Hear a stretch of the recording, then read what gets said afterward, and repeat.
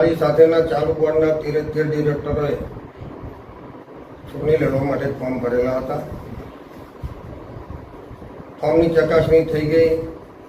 આજે 6 ડિરેક્ટર બિનહરીફ ચૂંટાયા એવું કહીએ તો ચાલે.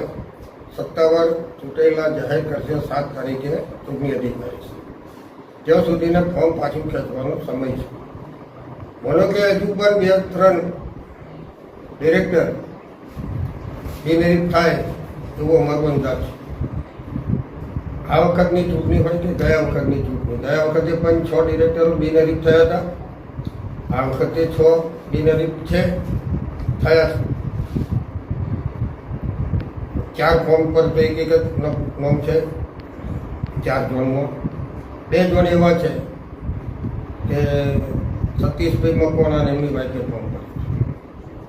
એવી જ રીતે રમેશભાઈ બારી સંખેડા તાલુકા અને એમના વાઈફે ફોર્મ ભરેલું હોય એને કહો કાલે જેને લડવું છે ફોર્મ ચાલુ રાખશે, બાકીના ફોર્મ પાછું